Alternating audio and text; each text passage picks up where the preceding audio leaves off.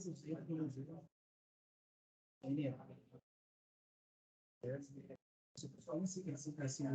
tipo de mercado.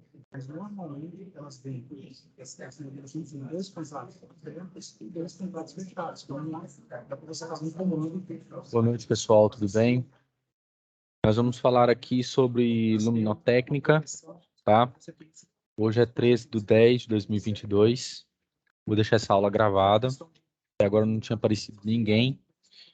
Coloquei até o calendário aqui. Deixe-me mostrar.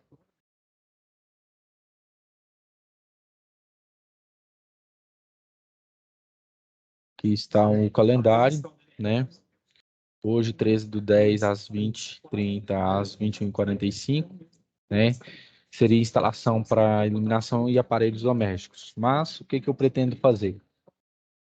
Eu vou inverter, vou pegar a luminotécnica e passar para cima.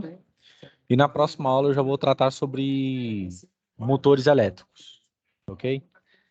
Essa parte é bem simples, tá? É bem intuitiva. Então eu quero pegar o foco numa coisa que realmente vale a pena, que a gente vai trabalhar na indústria, tá bom? Então, é o seguinte, vamos lá em luminotécnica, ok? No Brasil, a norma que regulariza os projetos de baixa tensão é a NBR 5410. É ela que garante quais os procedimentos que o profissional terá que ter e tomar para fazer a instalação elétrica, né? Para que faça o aterramento, ok? De maneira correta. Fisicamente falando, esse tipo de aterramento ele respeita dois tipos de leis na física, né? Que são a lei de Gauss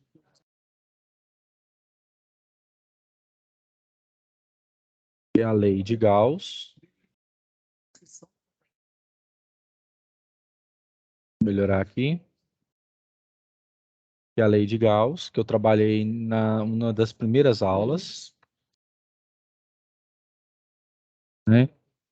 Em que você, numa ferramenta, você tem que fazer com que o fluxo elétrico ele seja igual a zero, né? Ou seja, quando você vai aterrando em uma superfície, você coloca uma haste na terra, ligando ela, fazendo com que as cargas venham para o solo. Ou seja, que o fluxo elétrico aqui, nessa haste, ele tem que ser o quê? Zero, ele tem que ser nulo. Pois muito bem. E também uma outra lei que é muito importante, deixa eu arrumar aqui, né? É a lei de Gauss da eletricidade e a lei de Gauss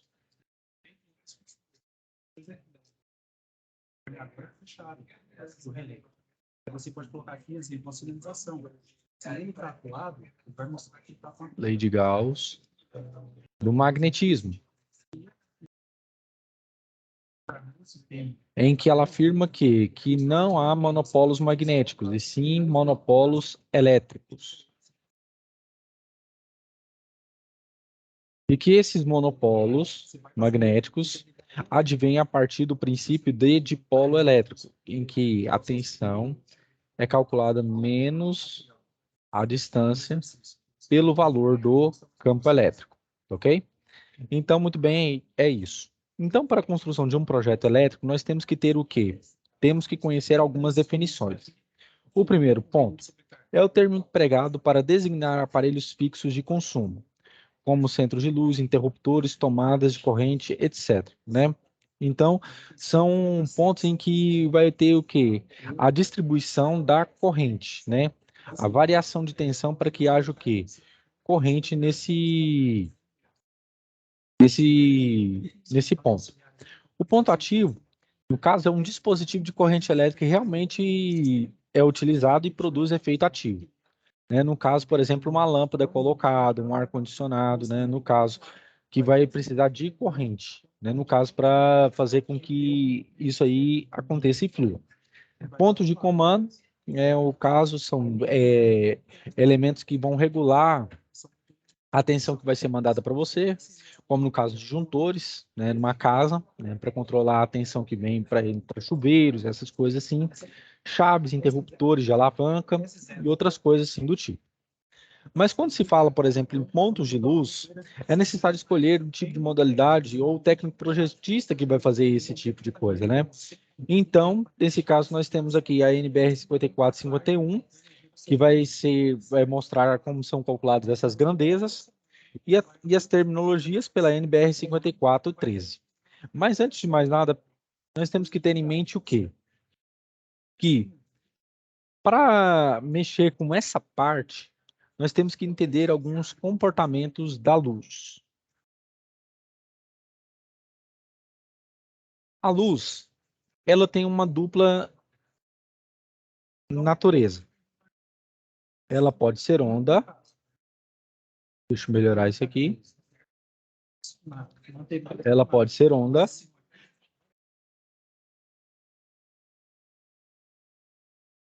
Onda eletromagnética, no caso, né? Ou seja, a partir de campos eletromagnéticos. Onda. Ou ela pode ser o quê? Uma partícula.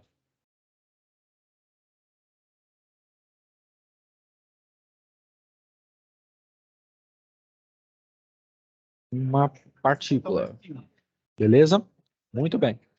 O que de fato determina se a luz vai ser onda ou partícula, aí no caso você teria que entrar em uma coisa bem mais específica, né? Que nós vimos na faculdade, que eu vi na faculdade, que quem demonstra se de fato a onda, a luz no caso vai ser onda ou partícula, vai ser a equação de Schrödinger, que nem engenheiro conhece, somente físico. Equação de Schrödinger. Essa equação de Schrödinger, nós temos o quê? A variação do psi, que é o comprimento de onda. Se esse comprimento de onda for menor do que um parâmetro que nós temos lá na equação, esse comprimento de onda da luz vai ser o quê? Onda. Mas se esse psi for maior que esse parâmetro que você estabeleceu na equação, então a luz vai ser o quê? Uma partícula. Pois muito bem.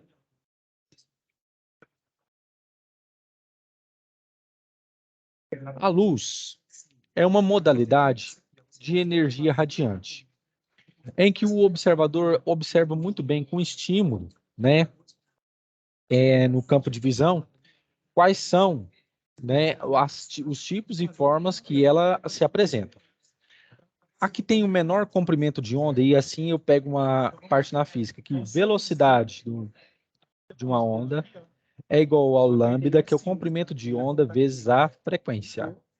Se essa frequência for grande, então a velocidade dessa onda, ela vai ser grande também. E por isso que frequência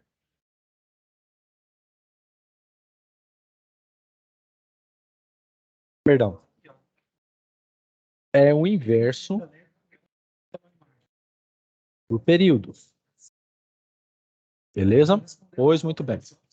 O menor comprimento de onda que nós temos é de cor o quê? Violeta.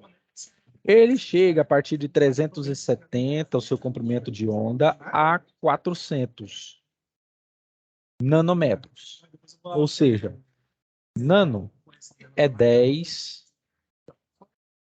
a menos 9. Melhorar isso aqui. 10 a menos 9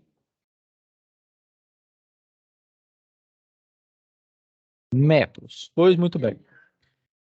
Nós temos aqui depois o comprimento de onda azul, o verde, né? A maior sensibilidade que o olho humano pode adquirir está em 550 a 560, que é o nível máximo, tá bom? E depois nós temos o laranja, a cor laranja, e o vermelho. Por isso nós temos o infravermelho, né? Que já é um comprimento de onda um pouco que pode causar sérias lesões no globo ocular e na nossa retina, pode causar queimaduras, tá ok? Então, Isso aqui é muito importante, por quê? Porque quando um técnico for mexer com esse tipo de coisa, fazer esse tipo de instalação, ele tem que utilizar de todos os equipamentos necessários para proteger a sua visão, tá ok? Porque dependendo da luz, né, da lâmpada que foi instalada, ele tem que ter à disposição dele os EPIs necessários para ele fazer esse tipo de instalação. Pois muito bem. Nesse quadro aqui abaixo, eu vou falar sobre o quê? Fluxo luminoso. Trata-se de uma potência emitida por essa luz, né, que produz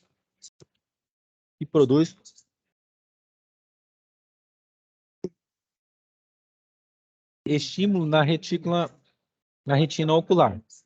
Para quem não sabe, eu vou colocar aqui. Isso aqui é um olho humano. Nós temos aqui a retina e a íris, certo? E aí nós temos que ter o quê? Ter em mente o quê? A óptica geométrica. Então aqui eu tenho um olho.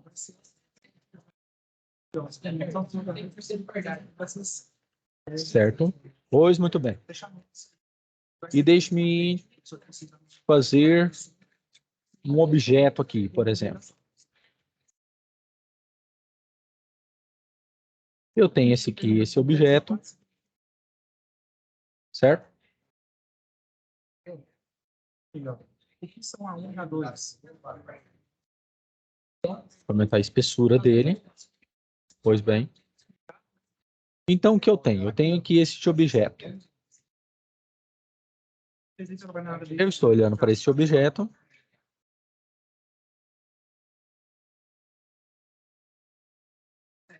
E o que acontece? O que acontece é que vai sair um raio de luz que vai ir de encontro a esta ponte, que vai vir por uma superfície. Deixa eu até melhorar isso aqui. Considerando que essa superfície seja um espelho, por exemplo, ou uma superfície reflectora. Então, vai vir um raio nessa direção. Deixa eu melhorar aqui.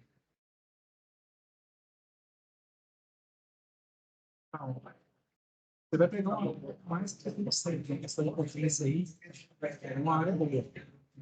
Uma aposta mais. Deixa eu melhorar aqui. Nessa questão aqui, para vocês aqui, ó, o que seria cada coisa aqui, ó? Realismo traçado. Beleza.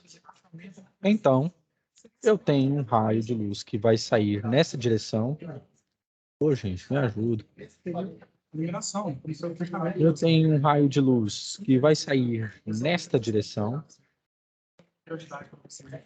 Vou ter outro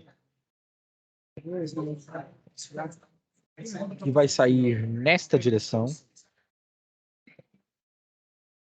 E vou ter mais um que vai sair nesta direção. Deixa eu pegar essa, deixar aqui, só um instantinho. Aqui vai vir um pouquinho mais acima, perto da íris. E aqui, um outro raio que vai vir nessa direção. Muito bem. Então, esse raio, quando ele incide nesse objeto, ele vai se propagar nessa direção. Este vai se propagar nessa direção. E este vai vir nessa direção, né? De forma linear que a gente desenha. Então, o que acontece, pessoal? É que esse objeto, ele vai vir na minha direção, vindo o quê? De cabeça para baixo. Certo? É isso que acontece. Essa imagem vai ser real, ela vai ser invertida e ela vai ter um tamanho normal. É isso que o fluxo luminoso me permite determinar. Então, diversas lâmpadas apresentam sua potência, um fluxo luminoso próprio, né? Cada um. Então, a medida de fluxo luminoso, que a gente chama de φ, nós temos o quê? Sua unidade é o lûmen. Então, eu tenho lâmpadas de tipo incandescente, fluorescente, multivapores e de tipo metálico. A menor potência, logicamente, é incandescente e a maior de tipo o quê? Metálico. Por que isso acontece? Por que a lâmpada de tipo metálica ela tem maior potência? por causa dos materiais que ela é constituída, ou seja, metais. Quando isso acontece, há um fluxo muito grande de elétrons dentro daquela lâmpada. E ela também atua bem dentro dela campo elétrico, tá bom? Campo elétrico. Pois se há fluxo de elétrons dentro dela, então há o quê? Surgimento de campo elétrico dentro dessa lâmpada. Ok. A menor aqui, no caso, é a fluorescente, né, em relação à incandescente, ok? E a de multivapores eu não consegui achar.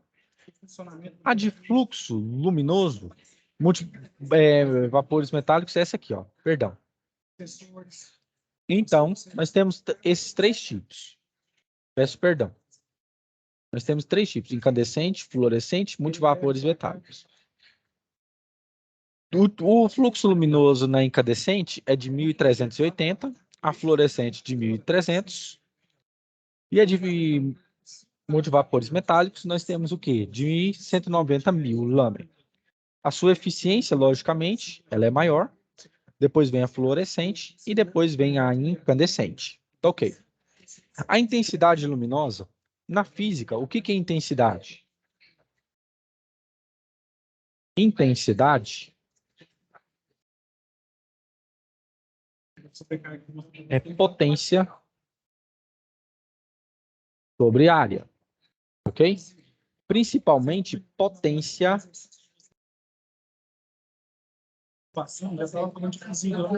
Potência máxima. A intensidade luminosa de uma fonte, no caso é o quê? É a irradiação com que essa fonte luminosa irá passar a todo o meio com que ela tem que iluminar. Por isso que o cálculo dela é feito da seguinte forma. A intensidade luminosa é determinada pelo fluxo luminoso dividido pelo ângulo do sólido com que vai ser emitida essa luz. No caso, né, na teoria, nós temos algumas formas, né, que vai depender da como é que fala?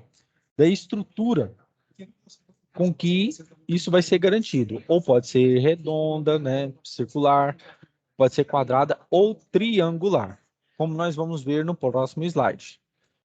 Aqui nós temos, por exemplo, uma superfície redonda, onde o lúmina é considerado como fluxo luminoso por uma fonte em formato esférico, né? E aqui nós temos um exercício resolvido.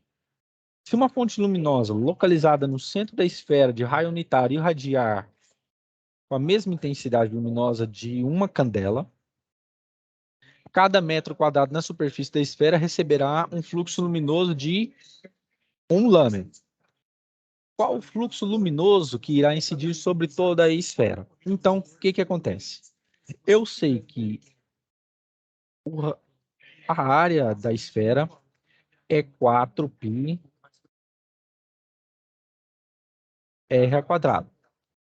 onde o raio vai ser igual a 1 metro. Pois muito bem. Fazendo a substituição na fórmula da área dessa esfera, vai ser o quê? 4π 3,14 aproximadamente, e o raio 1. Beleza. Isso vai dar, minha conta aqui ao lado, 12,56 metros quadrados. Como eu tenho um lâmina para 1 metro quadrado, basta utilizar a regra de 3. Então, para 1 metro quadrado eu tenho lâmina, para 12,56, que é a área total dessa esfera, eu tenho o quê? Φ. Então, o fluxo luminoso total que terá essa estrutura será de 12,56 lâmina. Ou seja, Φ é aproximadamente 13 lâminas que essa lâmpada vai ter que dispor. Pois muito bem. Iluminância. Aqui representado pela letra E. Trata-se do cálculo do fluxo luminoso em relação à área que a luz irá chegar. A unidade de medida da luminância é o lux, que corresponde ao fluxo por metro quadrado. Seu cálculo é feito da seguinte forma: o fluxo que você tem dividido pela área. Pois muito bem, eu peguei aqui um exemplo simples para nós fazermos. Suponha que um técnico instale uma lâmpada num determinado galpão. Quando a lâmpada é ligada, percebe-se que o formato dos raios de luz que incidem no chão tem a semelhança de uma pirâmide de base retangular. Se a base dessa pirâmide de luz for de 4 metros e o raio da base for de 10, determine a luminância desse trecho do galpão. Então, qual que é o segredo para fazer esse exercício? É você considerar que a luz que está vindo aqui de cima, eu estou traçando, vai ter o quê? Um formato triangular. Olha só. E aqui eu tenho o meu θ. Ok? Então, eu vou passando aqui em uma dimensão. Esse triângulo. E diz o quê? Que a altura dessa pirâmide for 4 e o raio for de 10. O raio é essa parte aqui, ó, 10 metros. Beleza. Então, o que eu faço? Acho por Pitágoras o valor da minha hipotenusa C. Então, fica C ao quadrado é igual a medida dos catetos ao quadrado, 10 ao quadrado, mais 4 ao quadrado. Então, o valor de C dessa hipotenusa vai ser o quê? 100 mais 16. Então, vai ser o quê? 116. Então, deixe-me fazer aqui a conta. Raiz quadrada de 116. Vai ser 10,7.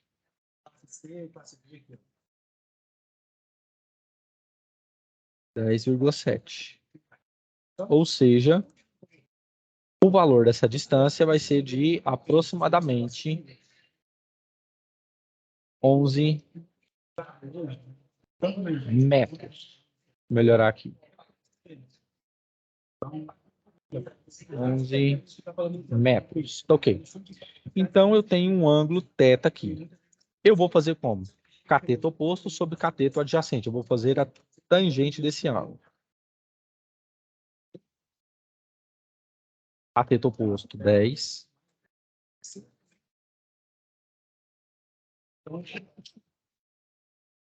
Dividido por 4. Beleza? Então, deixa eu fazer aqui. 10 dividido por 4. 2,5. Vou melhorar aqui.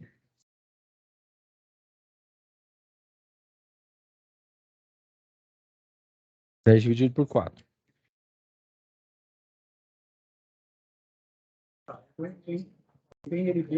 Então, gente, cadê a calculadora aqui? Uma tangente de 0,043. Então, vai ser a tangente de 2,5. Que dá 0,43. Então, o meu ângulo era aproximadamente 0,043. Ou seja, um ângulo muito pequeno. E por que isso é importante? Porque quanto é menor esse ângulo, né? Menor esse ângulo, mais fluxo irá, o que? Luminoso irá passar. Pois então, eu achei isso aqui. Agora eu vou fazer a minha área. A área do triângulo. Como que é? Base vezes altura dividido por 2. Vezes o seno desse ângulo. Só que o seno dele é muito pequeno. Então fica igual o quê? Igual a tangente. Então esse valor aqui vai tender ao quê? A 1, aproximadamente. Ok?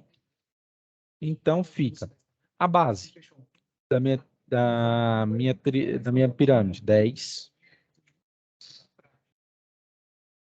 Minha altura, 4. Dividido por 2. 2 dividido por 4, 2. Então, a minha área vai ser de 20 metros quadrados. Então, eu vou calcular minha iluminância. Se o meu fluxo for a cada 1 metro, então eu vou fazer isso para minha área total de 20. Como que vai ficar? Vai ser 1 dividido por 20, que vai dar 0,05. Ok? Fluxo, né? Por metros quadrados. Fluxo por metro quadrado. Questão de material. Por metro quadrado. Beleza. E também vai ser a mesma coisa. Ok? Eu tenho aqui uma empresa de aluguel de carros, né?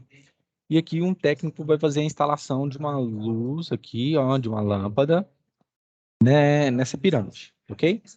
Então, eu vou ter aqui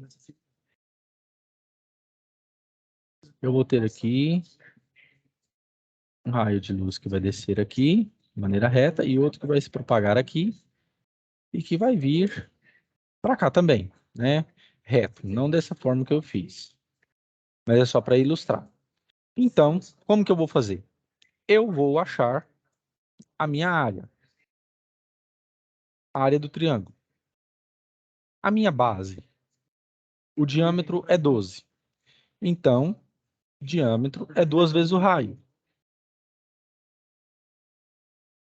Então, se meu diâmetro é 12, o meu raio vai ser igual a 6. Vai ser da minha base. E a minha altura é 5. Então, fica como? Base vezes altura dividido por 2. Minha base, 6. Minha altura, 5. Dividido por 2. Certo? Então, 30 dividido por 2, 15 metros quadrados. Se o meu fluxo é determinado, né, nesse caso, isso aqui é um exemplo, por 2 vezes pelo valor da área, que é 15, então a minha iluminescência vai ser 2 dividido por 15. Que, deixa-me fazer, 0,13.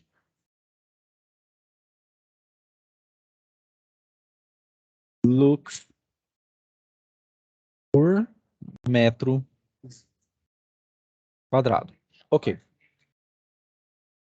Iluminância é incidência dividido pela área, né? Lá ele tem que dar para você, ou você pode mesmo calcular, que tem a ver com o ângulo que você vai fazer.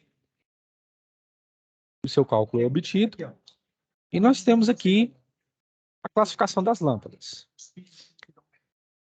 As lâmpadas que são mais utilizadas, né, elas têm uma classificação própria delas, que é a incandescente e a lâmpada de descarga.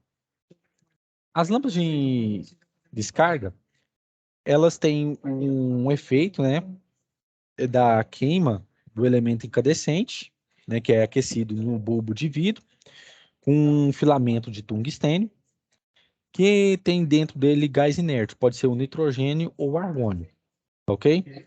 São gases assim que, se soltados, não fazem nenhum tipo de mal em relação a qualquer outro tipo de coisa que a gente tem, beleza?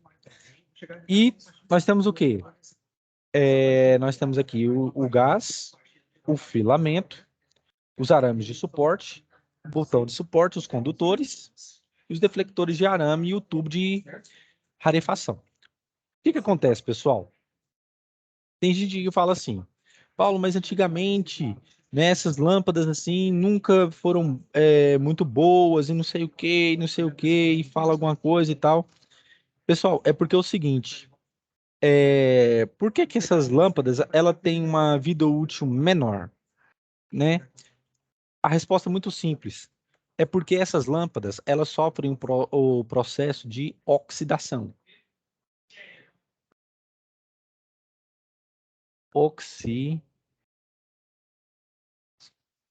Oxidação. Todo elemento que tem contato com oxigênio, ele sofre oxidação. E o que acontece? O tungstênio, ele é um elemento que sofre uma oxidação muito rápida em relação a outros elementos, como cobre, como alumínio, como ouro, por exemplo. Então, o que acontece? Se a lâmpada está em contato com um gás ou oxigênio, O2, esse elemento ele vai até o filamento de tungstênio e que acelera esse processo de oxidação, ok? Por isso que essas lâmpadas saíram comercialmente, né? Não existem mais, praticamente, né? Como antigamente, porque viram que a vida útil dela era pequena e que o seu rendimento não era tão bom, tá ok? Então, beleza.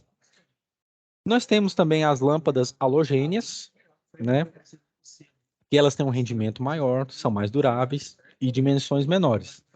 E também elas refletem mais fielmente as cores, ok? São mais caras, ok? Nós temos as lâmpadas infravermelhas, né? Que são lâmpadas muito utilizadas para secagem de tintas, né? Em estufas, em locais onde que antigamente o pessoal revelava fotos, né? Também na parte também de laboratórios com radiação, elas eram muito utilizadas para ver o andamento do, da vida útil dos elétrons, né, dos raios incandescentes gama e outras coisas assim do tipo de essa iluminação.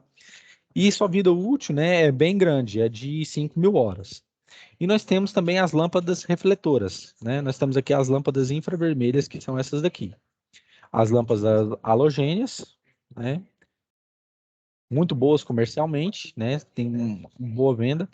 E nós temos as lâmpadas refletoras, que são as mais espelhadas, tá? Que sofrem um processo de quê? De reflexão da luz. O que que acontece no processo de reflexão da luz? Então, quer dizer que alguma coisa está girando no sentido Eu tenho uma superfície certo?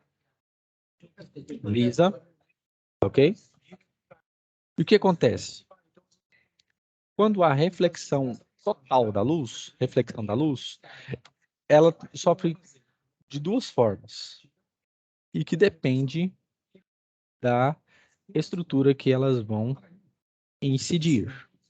Se forem superfícies lisas, né, em que a rugosidade dela é bem pequena, são mais lisas, os seus raios eles virão desta forma e irão refletir da mesma forma. Bem assim, irão refletir dessa forma, né? Com um ângulo, né, o mais favorável possível com que foi irradiado.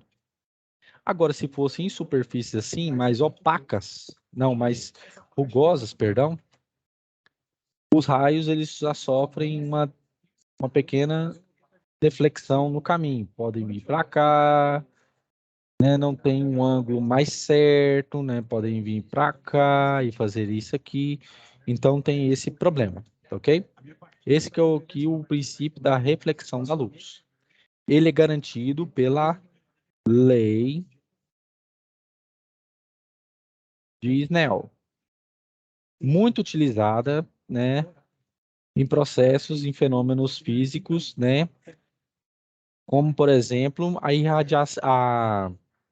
a reflexão de luz numa fibra óptica, ok? Que é garantido pelas equações de Maxwell, mas precisa da lei de Snell, que aí eu tenho o quê? O índice de refração do meio vezes o seno de incidência desse meio, que vai ser igual ao N2, né, que é o meio desse, que vai ser projetado nesse outro meio, vezes o seno do ângulo que acontecerá nesse segundo meio. Geralmente, esse primeiro meio aqui, ele faz um ângulo de 90 graus, e o seu seno é 1. Então, para calcular este ângulo, vai ser igual ao índice de refração do primeiro meio dividido pelo índice de refração do segundo. E para que haja boa reflectância, não refração da luz, reflexão da luz, esse valor tem que ser aproximadamente 1. Se for 0,85, é muito bom. Se for 0,95, melhor ainda. Mas e se for 0,45? Não, porque o padrão aceitável é de aproximadamente 0,68, ou aproximadamente 0,7, ok? Então, nós temos isso aí. Lei de Snell. Nós temos as lâmpadas de descarga, né? Que elas são fluorescentes, mas são constituídas de sódio, mercúrio, e algumas são mistas. E o problema é o mercúrio.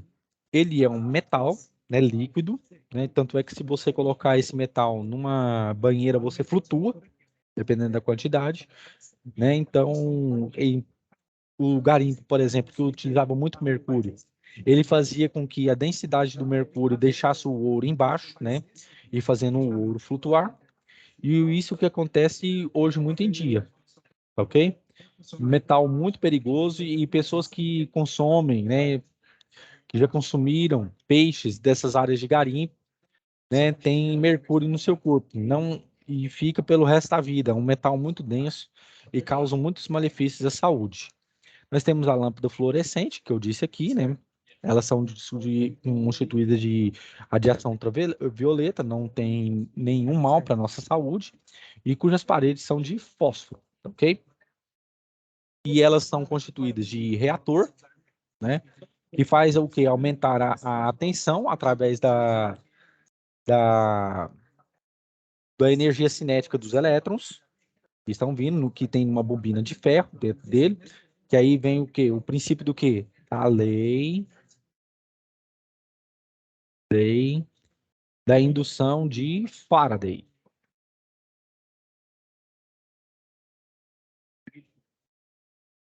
Lei de Faraday. Ok? Em que eu tenho uma DDP que vai ser igual a menos o número desses filamentos pela derivada do fluxo em relação ao tempo. Beleza. Nós temos um disparador ou starter, né, que é uma pequena lâmpada de neônio e que provoca pulsos, né, de tensão, a fim de deflagrar uma ignição nessa lâmpada, ou seja, de fazer com que ela acenda, ok? E, no mais, pessoal, é isso, né? Não tem muito segredo, é uma parte muito intuitiva, né? Mas qualquer dúvida, nós estamos à disposição. Eu espero que todos estejam bem, tá? Na semana que vem eu vou falar sobre motores elétricos. Espero que compareçam, porque o nosso foco aqui é na indústria, tá ok? E no mais, desejo a vocês aí uma ótima noite, tá bom?